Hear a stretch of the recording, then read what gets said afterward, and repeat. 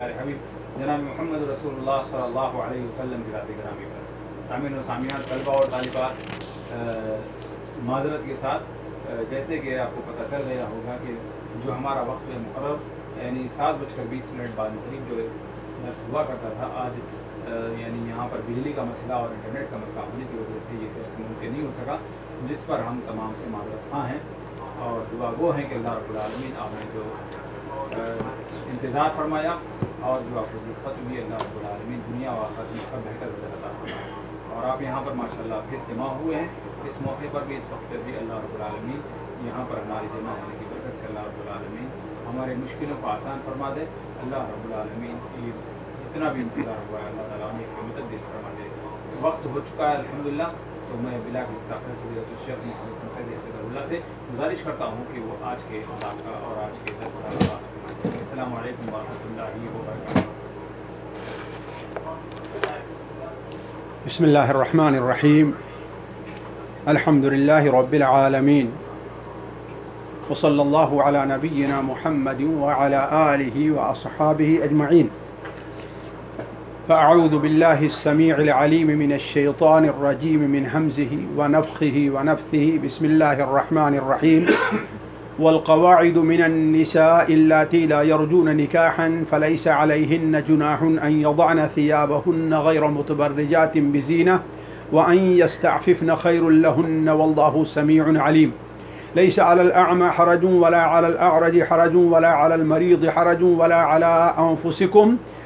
على أنفسكم أن تأكلوا من بيوتكم أو بيوت آبائكم أو بيوت أمهاتكم أو بيوت إخوانكم أو بيوت أخواتكم أو بيوت أعمامكم أو بيوت عماتكم أو بيوت أخوالكم أو بيوت خالاتكم أو ما ملكتم مفاتيحه أو صديقكم، ليس عليكم جناح أن تأكلوا جميعا أو أشتاتا، فإذا دخلتم بيوتا فسلموا على أنفسكم تحية من عند الله مباركة طيبة، كذلك يبين الله لكم الآيات لعلكم تعقلون۔ پیارے بھائیوں اور عزیز بہنوں، السلام علیکم ورحمۃ اللہ وبرکاتہ۔ جیسا کہ یہ بات بار بار گزر چکی ہے کہ یہ صورت، اس میں حفظ عصمت کے اصول بیان کیے گئے ہیں۔ انہی اصول میں سے ایک اصول یا ایک قاعدہ ہے کہ عورت پردہ کرے۔ یہ بڑا اہم اصول ہے۔ البتہ ظاہر بات ہے، دنیا میں ہر مرد سے عورت پردہ نہیں کر سکتی، دنیا میں ہر عورت پردہ نہیں کر سکتی، اور دنیا میں عورت اپنی ہر چیز کو پردے میں نہیں رکھ سکتی ہے۔ یہ تینوں باتیں ہیں۔ اس لیے اسلام نے اس بارے میں انہیں کچھ سہولیات دی ہیں۔ پہلی سہولت تو یہ ہے کہ انہیں بعض خاص مردوں سے جو پردے کا حکم نہیں ہے، جیسے محارم ہیں، نابالغ بچے ہیں، یا اپنے غلام ہیں وغیرہ، اس طریقے سے۔ اسی طریقے سے ہر چیز کو پردے میں رکھنے کا حکم نہیں ہے، اپنی ہر زینت کو چھپانے کا حکم نہیں ہے۔ وہ زینتیں جن کا چھپانا ان کے لیے مشکل ہو جائے، اس کے ظاہر کرنے کی اجازت۔ یہ دو چیزیں ایسی ہیں جن کا ذکر اس سے پہلے آ چکا ہے، یعنی جو زینتیں، جن زینتوں کے اظہار کی اجازت ہے، اس کا ذکر ہے، گویا اصل پردے سے یہ چیزیں مستثنا ہیں۔ اسی لیے علماء کہتے ہیں کہ اصل پردے کا جو حکم ہے اس سے مستثنا تین مستثنیات ہیں، تین چیزوں کو اس کا استثناء کیا گیا ہے۔ پہلا تو یہ کہ کچھ زینتوں کے ظاہر کرنے کی اجازت ہے، یا الا ما ظہر منہا سے اس کا استثناء کر دیا گیا ہے، جس کی تفصیل گزر چکی ہے۔ دوسرے کچھ مرد ہیں جن سے جو اصل پردے کے حکم سے مستثنا ہیں، ان کا بھی ذکر اس سے پہلے آ چکا ہے، ولا یبدین زینتہن الا لبعولتہن او آبائہن، آخر تک۔ تیسرا استثناء یہاں پر ہے کہ کچھ عورتیں ایسی ہیں کہ مشقت سے بچنے کے لیے، پریشانی سے بچنے کے لیے اللہ تبارک و تعالی نے، چونکہ ان کے پردہ نہ کرنے سے خطرات نہیں ہیں، اس لیے اللہ تبارک و تعالی نے انہیں اپنی چادر کو، اپنے پردے کو جو ہے اتار دینے کی اجازت دی ہے۔ یہ 3 مستثنیات ہیں، 2 کا ہو چکا ہے ذکر، تیسرے کا ذکر یہاں پر ہو رہا ہے۔ اللہ تبارک و تعالی ارشاد فرماتا ہے والقواعد من النساء اللاتی لا یرجون نکاحا، والقواعد من النساء اللاتی لا یرجون نکاحا، اور قواعد، قاعد کی جمع ہے، قعدہ یقعدو کے معنی ہوتا ہے بیٹھنے کے، بیٹھ جانے والی عورتیں۔ عربی میں قاعد اس عورت کو کہتے ہیں کہ اب وہ شادی وغیرہ سے بیٹھ گئی ہے، یعنی وہ شادی وغیرہ نہیں کرنی چاہتی، یا یہ کہیے وہ اب اس عمر کو پہنچ چکی ہے کہ اب نہ وہ شادی کا خواہش مند ہے اور نہ کوئی دوسرا آدمی اس سے شادی کا خواہش مند ہوگا۔ یہ ہے اصل میں قاعد، یعنی خود قرآن نے اس کی طرف اشارہ کیا ہے کہ وہ اب شادی یعنی جنسی جو تعلقات ہوتے ہیں ان کے جذبات کو کھو چکی ہے، اب وہ نہیں چاہتی۔ اسی طریقے سے ایک عام مرد بھی اگر اسے دیکھے تو گویا اس کے اندر بھی یہ جذبات اسے دیکھ کر کے پیدا نہ ہوں۔ تو والقواعد من النساء، عورتوں میں سے وہ عورتیں جو قواعد ہیں، جو بیٹھ گئی ہیں یا جو بوڑھی ہو چکی ہیں، کہہ دیجیے آپ۔ تو والقواعد من النساء، عورتوں میں سے وہ عورتیں جو بہت بوڑھی ہو چکی ہے، اللاتی وہ عورتیں، اللاتی لا یرجون نکاحا، لا یرجون، رجا کہ معنی کیا ہے؟ امید کرنا۔ لا یرجون، وہ امید نہیں رکھتی ہے اب کس کا؟ نکاحا، نکاح کی، یعنی نکاح کی امید اور خواہش ان کے اندر نہیں ہے۔ اسی طریقے سے جو کوئی ان کو دیکھے وہ بھی ان کے بارے میں جنسی کوئی تعلق قائم کرنے کی خواہش نہیں رہ سکتا، یا ان سے شادی کا خواہش مند نہیں ہوگا۔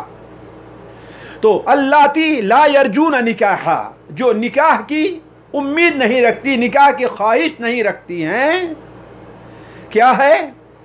فلیس علیہن جناح، پس نہیں ہے ان کے اوپر جناح، کوئی گناہ۔ فلیس علیہن، پس نہیں ہے ان کے اوپر کوئی گناہ، کس بارے میں؟ کس بات پر گناہ نہیں ہے؟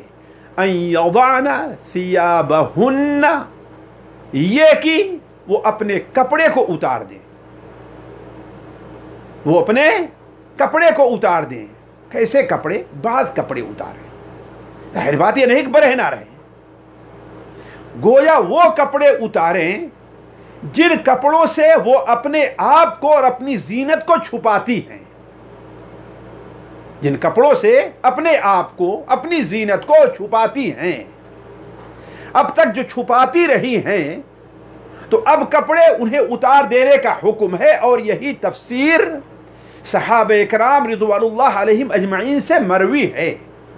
اس لیے کوئی آدمی قرآن مجید کے اس لفظ کو عام نہ کر دے کہ اگر وہ اپنے سروں کو بھی کھلا رکھتی ہیں باہر گھومتے ہوئے، اگر ان کے ہاتھ آستین جو ہے کندھے تک آ چکے ہیں، اگر وہ ایسا کپڑا پہنتی ہیں جن سے ان کی ٹانگ وغیرہ ظاہر ہے، تو یہ نہیں کہہ سکتا ہے کوئی۔ کیوں؟ اس لیے کہ ضروری یہ ہے کہ کسی بھی آیت کو سمجھنے کے لیے بنیادی طور پر یہ دیکھا جائے کہ اس سلسلے میں اللہ کے رسول صلی اللہ علیہ وسلم کی حدیث کیا ہے اور صحابہ کرام رضوان اللہ علیہم اجمعین نے اس سے کیا سمجھا ہے۔ یہ بڑی اہم چیز ہے۔ تو حضرت عبداللہ ابن عباس، حضرت عبداللہ ابن مسعود رضی اللہ تعالی عنہما سے اس سلسلے میں جو تفسیر مروی ہے وہ کون سا کپڑا ہے؟ الجلباب والرداء۔ جلباب کہتے ہیں اس چادر کو جو عام دوپٹہ کے اوپر سے سر کے اوپر ڈالی جاتی ہے اور نیچے تک پیر تک پہنچ جائے، جسے آپ کے عباء کہہ لیجئے۔ والردا وہ لمبی چادر ہوا کرتی ہے جو دوپٹے کے اوپر سے عورتیں، بچپن میں ہم لوگوں نے دیکھا ہوگا کہ بعض بوڑھی عورتیں یا جوان بھی وہ اوپر سے ایک چادر اڑا کرتی تو اس سے گھونگھٹ نکال لیا کرتی تھی.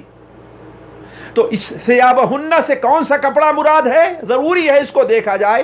یہ وہ کپڑا ہے جس سے وہ اپنی زینت کو چھپاتی تھی، یا عام لفظوں میں کہیے کہ جس سے وہ پردہ کرتی تھی.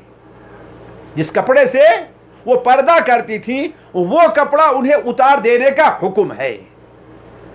تو فلیس علیہن جناح، ان کے اوپر کوئی گناہ نہیں ہے. کس پر؟ اس بارے میں کہ ان یضعن ثیابہن، یہ کہ وہ اپنے کپڑے کو رکھ دے، اتار دیں. لیکن اس کے ساتھ شرط کیا ہے؟ غیر متبرجات بزینہ. تبرجا یا تبرج مانے کیا ہوتا ہے؟ اپنی زینت کو کھلا بالکل ظاہر کر دینا. اسی لیے متبرجہ اس عورت کو کہتے ہیں جو پردہ نہیں کرتی ہے. قرآن مجید میں بھی ہے وَلَا تَبَرَّجْنَ تَبَرُّجَ الْجَاهِلِيَّةِ الْأُولَى، جاہلیت اولا کی عورتوں کی طریقے سے تم اپنی زینتوں کو ظاہر کرتے نہ پھرو. تو متبرجات غیر متبرجات بزینہ، غیر ایسا نہ ہو، ایسا نہ ہو. یا آپ اس کا ترجمہ کر سکتے ہیں کہ ایسا نہیں، یا بشرطے کی کہہ سکتے ہیں غیر متبرجات، ایسا نہ ہو کہ وہ اپنی زینت کو ظاہر کر رہی ہیں، یا اپنی زینت کو ظاہر کیے بغیر اپنے پردے کو رکھ سکتی ہیں، اپنی چادر کو رکھ سکتی ہیں اپنی زینتوں کو ظاہر کیے بغیر. یعنی وہ چادر تو اٹھائیں، اتار دیں، لیکن جن جگہوں سے اپنی چادر کو، ہاتھ ہے، اپنا چہرہ ہے، یہ نہیں کہ اپنا ہاتھ تو کھول لیا ہے لیکن ہاتھوں میں خوبصورت سونے یا اس قسم کی چوڑیاں پہنی ہوئی ہیں، اپنی انگوٹھیوں میں بڑی بڑی خوبصورت اپنے انگلیوں میں انگوٹھیاں پہنی ہوئی ہیں، اپنے چہرے پر میک اپ کیے ہوئے ہیں، سرما لگائے ہوئے ہیں اور خوب بن سنور کر کے نکل رہی، ایسا نہیں ہونا چاہیے. تو گویا اللہ تعالیٰ فرمانا فلیس علیہن جناح، نہیں ہے ان کے اوپر کوئی گناہ، ان یضعن ثیابہن، یہ کہ وہ اپنے کپڑے کو اتار دے، غیر متبرجات بزینہ، لیکن زینت کو ظاہر کرنے والی نہ ہوں، اپنے بناؤ سگار، اپنی خوبصورتی کو لوگوں کے سامنے ظاہر کرنے والی نہ ہوں. لیکن یہ تو جواز کا معاملہ ہے، لیکن بہتر کیا ہے؟ وَأَن يَسْتَعْفِفْنَ خَيْرٌ لَهُنَّ، اور اگر وہ عفت اختیار کریں، اور اگر وہ پاک بازی کے ذرائع جو ہیں، اسباب ہیں، یہ اختیار کریں، خیر لہن، ان کے لیے بہتر ہے. یعنی ان کے لیے جائز تو ہے کہ وہ اپنی چادر کو، اپنے برقعے کو اتار دیں، کوئی گناہ نہیں ہے. اپنا چہرہ کھلا رکھ سکتی ہیں، اپنے ہاتھوں کو کھلا رکھ سکتی ہیں، لیکن غیر متبرجات بزینہ، وہ اپنی بناؤ سگار کو ظاہر کرنے والی نہ ہوں. اسی لیے علماء نے کہا ہے کہ اگر کوئی ایسی عورت ہے جو اگرچہ مایوسی کی عمر کو پہنچ چکی ہے، اس عمر کو پہنچ چکی ہے کہ وہ شادی نہیں کرنا چاہتی ہے، لیکن اس کی صحت بڑی اچھی ہے، اس کا چہرہ اتنا خوبصورت ہے کہ پرکشش ہے، اس کی کیفیت ایسی ہے کہ لوگ دیکھ کر کے اس طرف رغبت کرے، دیکھتے رہ جائیں، تو ایسی عورت کے لیے یہ حکم نہیں ہے. وہ اگرچہ مایوسی کی عمر کو پہنچی ہے، اسے اپنا چہرہ چھپانا ہوگا. اس لیے قرآن مجید کیا کہہ رہا ہے؟ غیر متبرجات بزینہ، وہ اپنے زینت کو ظاہر کرنے والی نہ ہوں، لیکن بہتر کیا ہے؟ وَأَن يَسْتَعْفِفْنَ خَيْرٌ لَهُنَّ، اور اگر وہ عفت اختیار کرتی ہے، اگر وہ پردہ کرتی ہیں، احتیاط سے کام لیتی ہیں اس سلسلے میں کہ اگرچہ ان کے لیے جائز ہے لیکن پھر بھی احتیاطی پہلو یہ رکھتی ہے کہ وہ اپنے چہرے کو چھپائیں، اس لیے کہ پتہ نہیں कौन कहां से किस तरीके से शैतान दरमियान में दौड़ पड़े, जैसे कि बाद ऐसे हादिसात पेश आते हैं। यहां तक कि मादी करीब में भी लोगों ने बोला कि नानी नानी किसी के साथ निकल जाती है, वो नानी थी, और उसके ये भी नहीं कि छोटे 18 साल 20 साल के पोते पोती, यहां जरा सोचें कितनी उम्र की थी। तो अयस्ताफिफना, जहां का माहौल ये हो, जहां सूरत हाल ये हो कि कोई भी नालायक आदमी उसके बारे में रग़बत कर सकता है और खुद उसके अंदर दीन का और इफ़्फ़त के लिहाज का और पाकी का वो जज्बा नहीं है, तो उसके लिए हुक्म क्या होगा कि वो अपना पर्दा करे। वअयस्ताफिफना खैरुल लहुन्ना, और अगर वो पर्दा करती हैं, एहतियात से काम लेती हैं, तो उनके लिए यही बेहतर है।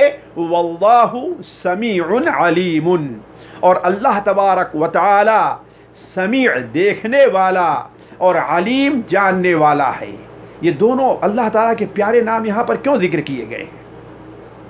उनके जिक्र की वजह यह है कि कोई औरत ये ना कहे कि लोगों के सामने तो ये हो और छुप छुपा करके वो इससे कोई नाजायज फायदा उठाना चाहती है, अपनी कोई ख्वाहिश नाजायज फायदा की ये नहीं कि मतलब जिना ही ना करे, क्यों? ऐसा नहीं है, उसकी और भी कुछ वजूहात हो सकती हैं, अपनी खूबसूरती का इजहार है हो सकती है, या और कोई बात, यानी किसी माहौल में थी, वो इससे चिढ़ है इस पर्दे से, लेकिन मजबूर थी अब इस उम्र के पहुंच जाने के बाद एक बहाना बनाए कि हमारे ऊपर ये पर्दा नहीं है, कोई भी वजह हो सकती है। तो याद रखे कि वल्लाहु समी, अल्लाह देखने वाला है, हर छोटी बड़ी चीज को सुनने वाला है अल्लाह तबारक व तआला। उसका सुनने की कैफियत यह है कि अगर अंधेरी रात में समुंदर की तह के अंदर काले चिकने पत्थर के ऊपर अगर कोई चींटी भी चलती है, तो मेरा रब उस चींटी की आहट को सुनता भी है। समीअ, तो जो इतना सुनने वाला है, तो कोई औरत ये ना कहे कि हां हम अपनी हकीकत को छुपा लेगी। वह अलीमुन, और सुनने के साथ साथ हर चीज का इल्म रखने वाला है। दिल के जो खतरात और ख्यालात होते हैं, वो अलीमुन बिदातिस सुदूर भी है, दिलों के जो राज हैं उनको भी अल्लाह ताला जानने वाला है। तो कहना इशारा इस तरफ है कि अगर कोई औरत, बसा औकात होता है कि बड़ी उम्र के हो जाने की वजह से नजर कमजोर पड़ गई है, चलना मुश्किल होता है, बुर्का या चादर भारी लगती है, बहुत ऐसा होता है औरतों के लिए, तो अल्लाह तबारक व तआला उन्हें इसकी इजाजत दे रहा है। इसीलिए देखें कि बाद बहुत बूढ़ी औरतें हो जाती हैं और पर्दा करती हैं, कुछ लोग होते हैं चाहे उसका करीब हो, उसके पर्दे को संभालने के लिए जरूरत पड़ती है। तो अगर वो फ़िअलन हाजतमंद है और अगर ऐसा करती है तो उसके लिए जायज तो है, लेकिन इस बात को हमेशा ध्यान में रखे कि उसकी नीयत क्या है और इसके एवज में वो क्या हरकत कर सकती है। अल्लाह तबारक व तआला ये सारी चीजें सुनने वाला और जानने वाला है। ये आखिरी आयत समझ लीजिए इस सिलसिले में है जो औरतों के पर्दे से मुताल्लिक बयान की गई।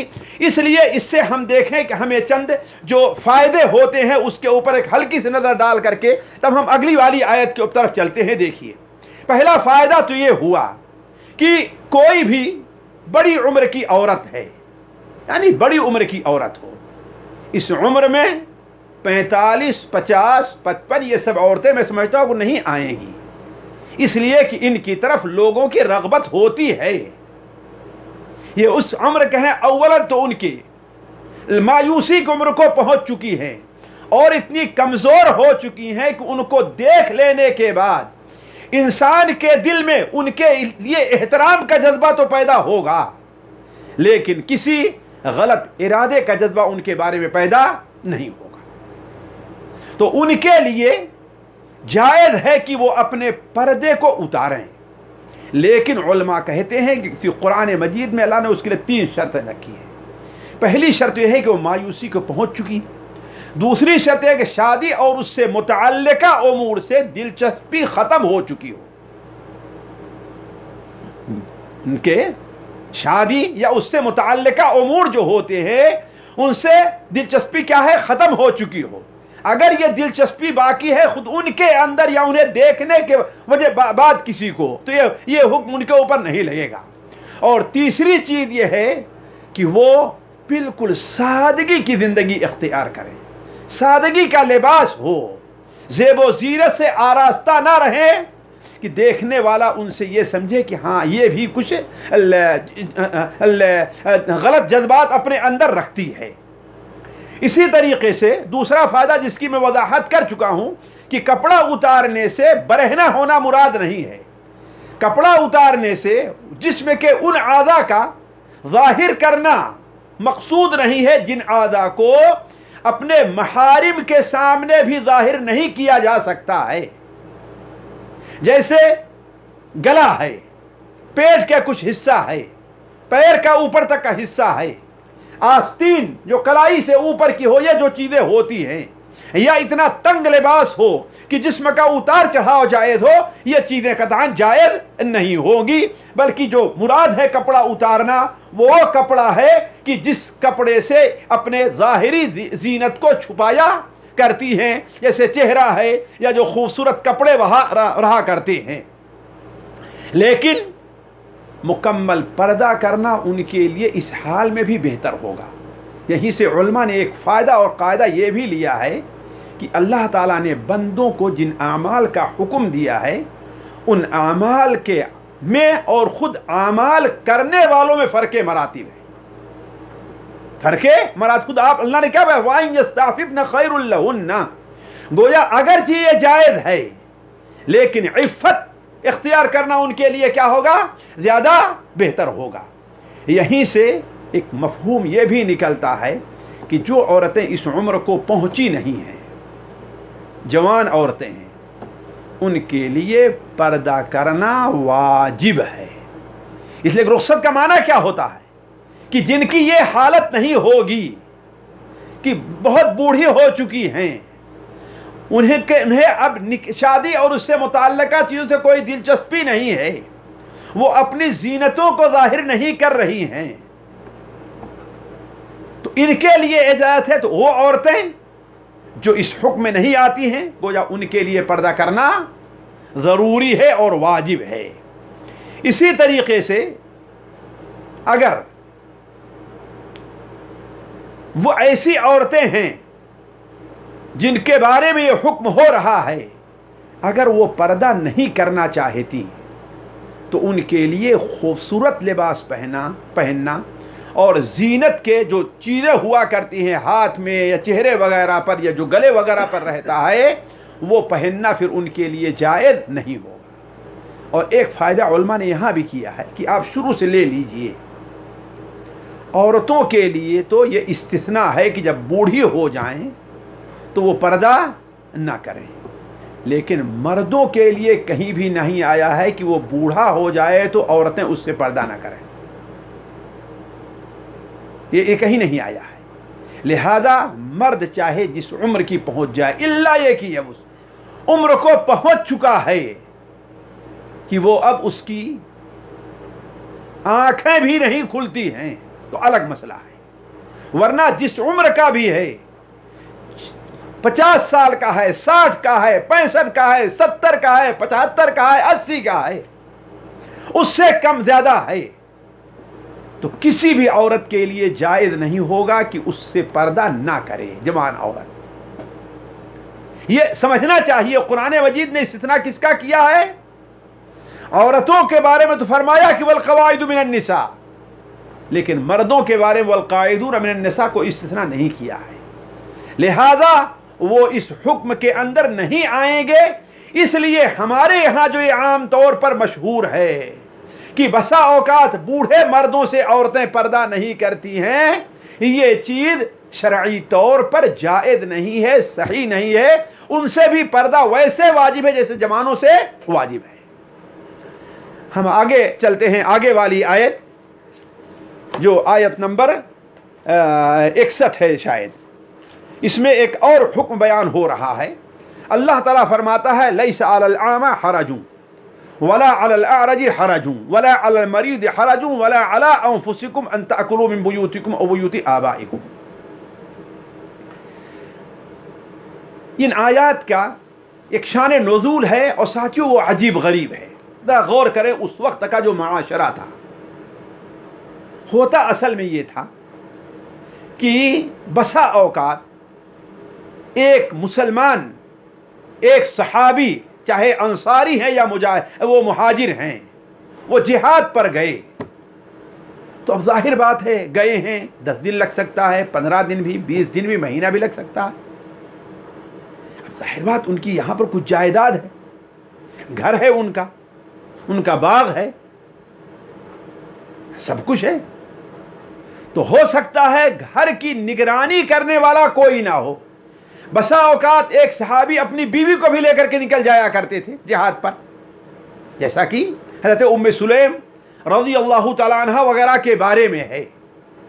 تو اب ظاہر بات ہے اپنے گھر کی نگرانی کسی مسلمان، اس مسلمان کے جو اپنی بیماری کی وجہ سے، جو اپنے کسی عذر کی وجہ سے وہ نہیں جا سکتا تھا، تو اسے اپنے گھر کی، اپنی جائیداد کی، اپنے باغات کی نگرانی سونپ کر کے جایا کرتے تھے، چلے جایا کرتے تھے. تو ہوتا یہ تھا کہ ظاہر بات ہے، بلکہ کہہ بھی جایا کرتے تھے کہ دیکھو یہ ہے اور کھانا. لیکن جب سورہ نساء کی یہ آیت نازل ہوئی، یا ایھا الذین آمنوا لا تأکلوا اموالکم بینکم بالباطل، اگر تم اپنے مالوں کو آپس میں باطل طریقے سے نہ کھاؤ، تو وہ بیچارے مشقت میں پڑ جایا کرتے تھے کہ اللہ نے باطل طریقے سے کھانے کا ہمیں حکم مانا فرمایا ہے. آخر میرے لیے کون سی وجہ جواز ہے؟ میرا بھائی نہیں ہے، میرے اوپر اس کی خدمت واجب ہے، اس کی نگرانی واجب ہے. تو میں واجب کام کر رہا ہوں تو کیسے اس کا عوض لینے کا حقدار ہوں؟ حالانکہ وہ بیچارہ کہہ کر کے جاتا تھا کہ تمہارے لیے آزادی ہے، پورا گھر تمہارا ہے، جیسا کہ آج بھی ہوتا ہے. آج بھی ہوتا ہے، لوگ کہتے ہیں بھائی دیکھو تم آزاد ہو، یہ میں چھٹی پہ جا رہا ہوں، اپنی گاڑی آپ کو دے کر کے جا رہا ہوں، آپ کو اختیار ہے کہ اسے چلائیں. لیکن جو متقی اور ورع ہوتا ہے وہ تھوڑا سا احتیاط سے کام لیا کرتا ہے کہ کہہ تو گئے ہیں، وہ ان کا اخلاق ہے، لیکن ہمارا بھی کچھ اخلاق ہے کہ ہم اس کی حفاظت کریں. تو وہ لوگ کہہ کر کے جایا بھی کرتے تھے، پھر بھی وہ لوگ کھانے میں وہاں سے لینے میں احتیاط سے کام لیتے تھے. اور اگر بسا اوقات غریب ہوئے تو مشقت میں پڑ جایا کرتی تھی کہ اپنے کی بھی نگرانی کرنا ہے، ان کے بھی بسا اوقات کھانے کے ان کے لالے پڑ جایا کرتی تھی. یہ پریشانی ہوا کرتی تھی. اسی طریقے سے ان دنوں میں بعض ایسے بھی واقعات پیش آئے کہ جو بیچارے اللہ تعالیٰ انہیں نابینا کر دیا ہے، اللہ تعالیٰ نے انہیں کسی جنگ میں یا کسی وجہ سے انہیں لنگڑا کر دیا ہے، یا وہ بیمار ہیں، وہ جہاد پر نہیں جا سکتے، محنت اور مشقت اور مزدوری نہیں کر سکتے ہیں. تو انہیں یہ ہوتا تھا کہ آخر اب ہم کما نہیں پا رہے ہیں تو ہم اپنے بھائی، پہلے تو ہمیں دے دیا کر لے لیتے تھے، لیکن اب چونکہ شریعت ہمیں عفت اور پاکبازی کا حکم دیتی ہے اور اپنے ہاتھ سے کمانے کا دیتی ہے، تو اب ایسے لوگوں سے کچھ لینے میں وہ عار محسوس کرتے تھے. دوست ہی کیوں نہ ہو، رشتہ دار ہی کیوں نہ ہو، ایسے کچھ حادثات پیش آئے. اور ایسی روایات صحیح سند کے ساتھ مائی عائشہ رضی اللہ تعالیٰ عنہ، عبد العباس، ان لوگوں سے مروی ہیں جو تفسیر طبری وغیرہ کے اندر یہ چیز یہ روایات پائی جا رہی ہیں. ایسے موقع پر اللہ تبارک و تعالیٰ نے یہ آیات نازل فرمائی. ساتھیوں، میں سوچ رہا تھا کہ اولاً تو دیکھیے کہ یہ لوگ جن کے دل میں یہ جذبہ تھا، ان کا ایمان سبحان اللہ کتنا صاف ستھرا اور پختہ تھا. وہ ایک چیز. دوسری چیز، اللہ تبارک و تعالیٰ کو بھی کہ ان کے جذبات کی کتنی قدر تھی کہ اللہ تعالیٰ نے دیکھا کہ ان کی یہ کیفیت ہے تو اللہ تبارک و تعالیٰ قرآن مجید میں آیت نازل کر کے، یہ نہیں کہ اپنے نبی سے بتا دیا ہو، نبی کی زبان نہیں، اللہ تعالیٰ قرآن مجید میں آیات نازل کر کے ان کی قدر کرتے ہوئے تو تمہارے بارے میں ہم قرآن میں آیات نازل کر رہے ہیں کہ اللہ تعالیٰ کو ان کی قدر. ظاہر بات ہے صحابہ اکرام کا جو پاک گروہ تھا وہ اس لائق تھا کہ اس کی اتنی قدر کی جائے، تو اس موقع پر یہ آیت نازل ہوتی ہے. اب اس آیت کا ترجمہ اور اس کا مفہوم سنیے. اللہ تعالیٰ ارشاد فرماتا ہے کہ لیس علی الاعمى حرج، نہیں ہے اعمى اندھے پر حرج، نہیں ہے اندھے پر کوئی حرج. اعمى جانتے ہیں کس کو کہتے ہیں؟ جو دونوں آنکھوں سے کیا ہوتا ہے؟ نابینا ہوا کرتا ہے. اس کے خلاف اعور جو ہوا کرتا ہے وہ کانا، جسے ہماری زبان میں کہتے ہیں کہ ایک آنکھ اس کی بگڑی رہتی، خراب رہتی، گئی رہتی ہے. تو یہاں مراد کون ہے؟ اعمى. لیس علی الاعمى حرج، حرج کے معنی کوئی حرج نہیں ہے، کوئی گناہ نہیں ہے. تو اعمى پر کوئی حرج نہیں ہے. ولا علی الاعرج حرج، اور نہ ہی لنگڑے پر کوئی گناہ ہے. ولا علی الاعرج حرج، اور نہ ہی لنگڑے پر کوئی گناہ ہے. ولا علی المریض حرج، اور نہ ہی مریض پر کوئی گناہ ہے. گویا ان تینوں جو معذور ہو سکتے ہیں اور بھی اس قسم کے، ان کے لیے یہ اجازت دی جا رہی ہے. تو لیس علی الاعمى حرج، نہیں ہے نابینا پر کوئی حرج، نہیں ہے لنگڑے پر کوئی حرج، نہیں ہے بیمار پر کوئی حرج. ولا علی انفسکم، اور نہ ہی تمہارے اوپر کوئی حرج ہے.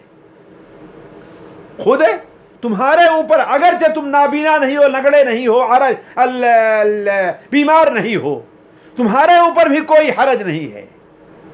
کس بارے میں؟ ان تأکلوا من بیوتکم، یہ کہ تم کھاؤ اپنے گھروں سے، اپنے گھروں سے، اپنا جو گھر ہے وہاں سے کھاؤ.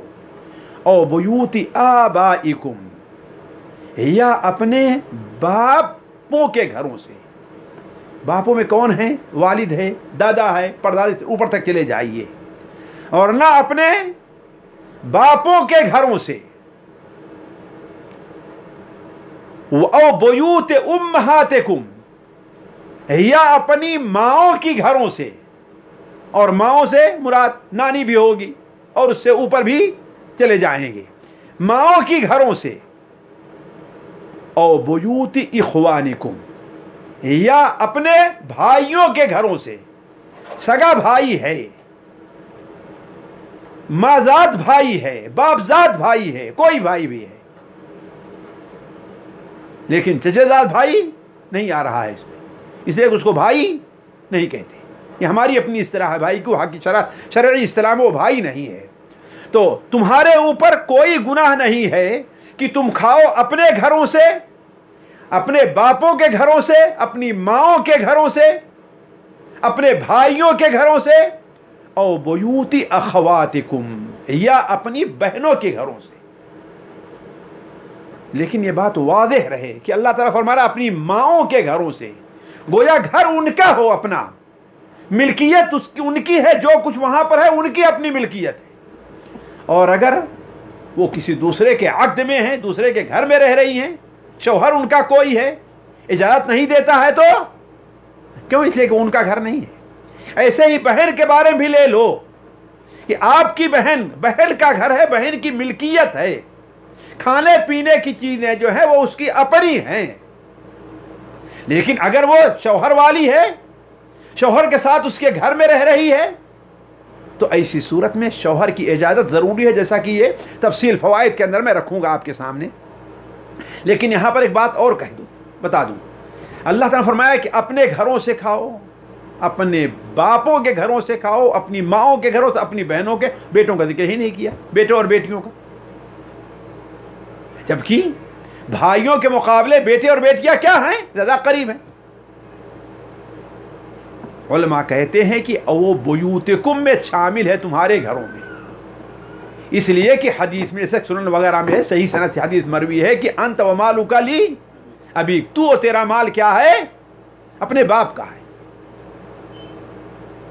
یہ تو کہنے کا مطلب یہ ہے کہ یہ جو نقطہ علماء نے رکھا ہے وہ اس کا یہی ہے کہ بنا بیٹوں کا جو ذکر اس لیے نہیں فرمایا ہے کہ وہاں ذکر کی ضرورت ہی نہیں ہے، وہ بیوتکم کے اندر وہ داخل ہے۔ تو او بیوت اخواتکم او بیوت اعمامکم، یا اپنے چچوں کے گھروں سے، یعنی تمہارے جو چچا ہیں اپنے چچاؤں کے گھروں سے کھاؤ، او بیوت عماتکم، یا اپنی پھوپھیوں کے گھروں سے کھاؤ۔ پھوپھیوں کے بارے میں وہی ہوگا جو بہنوں اور ماؤں کے بارے میں جو بات کہی جا چکی ہے، اور عم اور پھوپھی میں سبھی داخل ہوں گے، چاہے ماں باپ ایک ہوں یا اسی طریقے سے اخیافی اور علاتی ہوں، سارے اس کے اندر داخل ہوں گے۔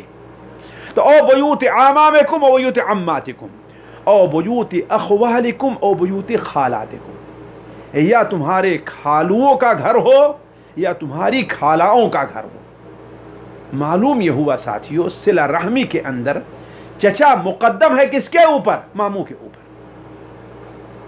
چچا ماموں پر مقدم ہے، اسی لیے آپ کی میراث میں پہلے حق چچا کو ملے گا، پھر اس کے بعد کہیں جا کر کے دوسرے لوگ آئیں گے، اگر جو ہے وہ اس سے قریبی نہیں موجود ہیں تو او بیوت اخوالکم او بیوت خالاتکم، اور خالہ کے بارے بھی وہی ہے کہ خالہ کا اپنا گھر اور اپنا مال ہے، اگر اپنا مال نہیں ہے تو اس میں شوہر کی اس کے اجازت ہے، جیسا کہ آگے آئے گا۔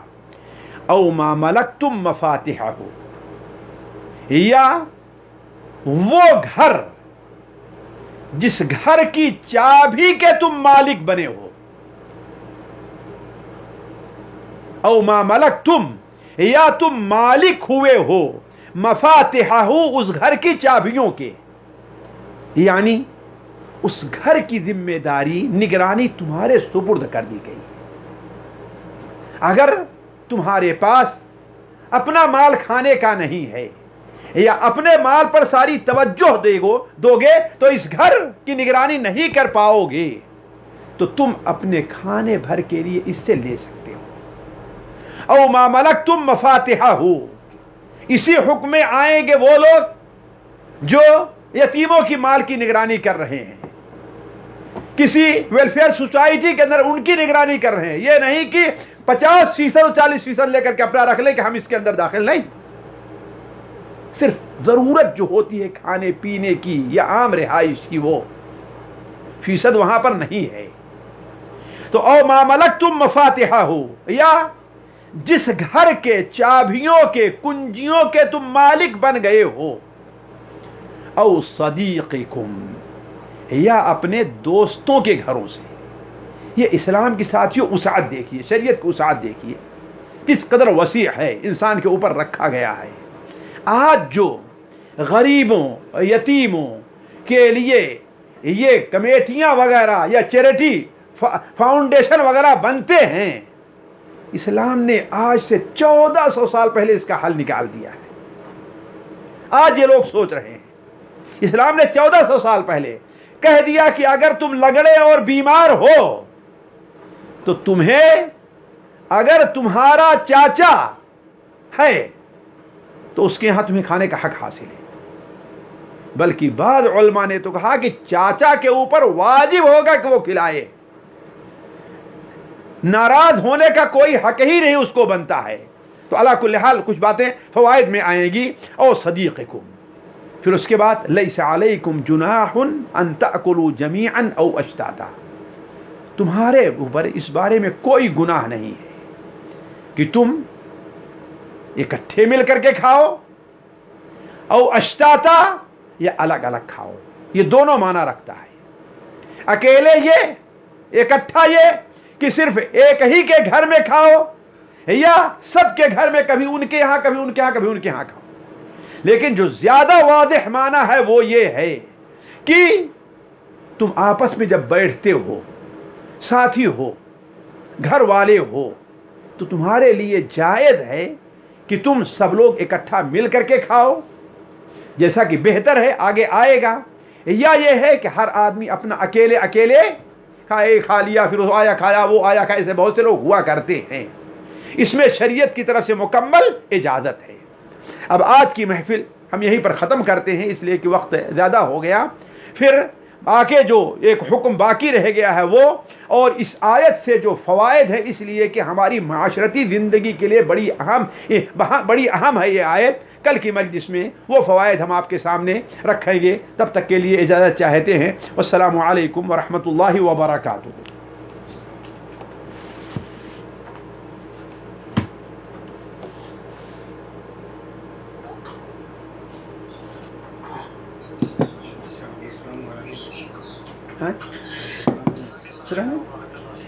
ان کے نائب ہیں۔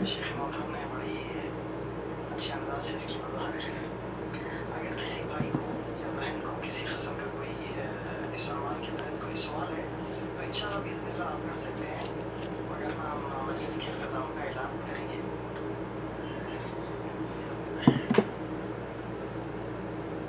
آپ اپنا ریز ہینڈ کریں اگر کسی قسم کا کوئی سوال شیخ محترم سے پوچھنا ہو تو انشاءاللہ میں ان کا مائک آن کر دوں گا۔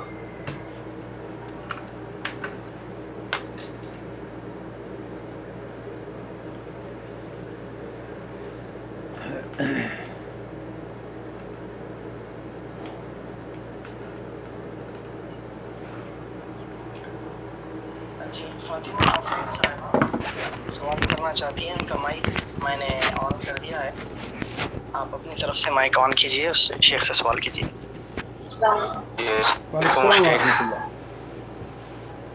یہ ہم لوگ یہ پوچھنا چاہ رہے تھے کہ نانی کے گھر بچوں کا کیا حق ہوتا ہے؟ جی نانی کے گھر میں بچوں کا حق ہوتا ہے؟ بھائی دیکھیے، حق کی دو صورت ہے۔ ایک حق تو یہ ہے کہ اگر انسان محتاج ہے، حاجت مند ہے، تو نانی کے یہاں رہ کر کے وہ اپنا کھا سکتا ہے، کوئی حرجہ نہیں ہے۔ لیکن یہ آئے وراثت تو ظاہر بات ہے، یہ وراثت کا معاملہ آئے گا کہ کچھ شروط پائے جائیں گے۔ اگر بیٹے نہیں ہیں، بیٹی بھی نہیں رہ گئی ہے، تب کہیں جو ہے وہ ادھر حق منتقل ہوگا تو اس کے لیے شرائط ہیں جی۔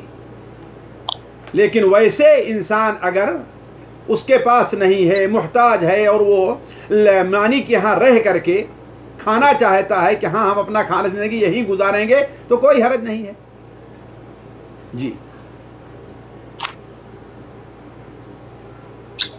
جزاک اللہ خیر۔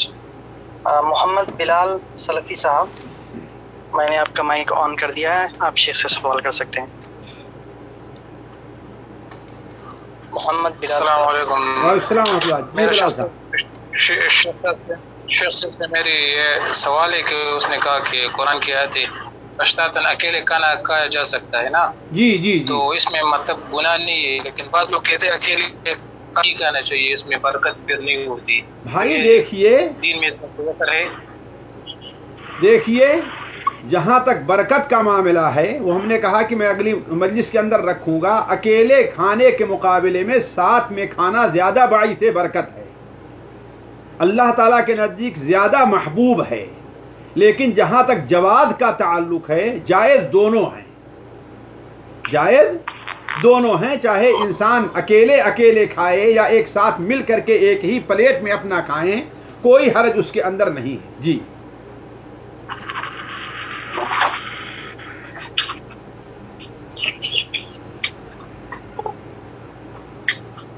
جزاک اللہ خیر، مبارک اللہ فیک۔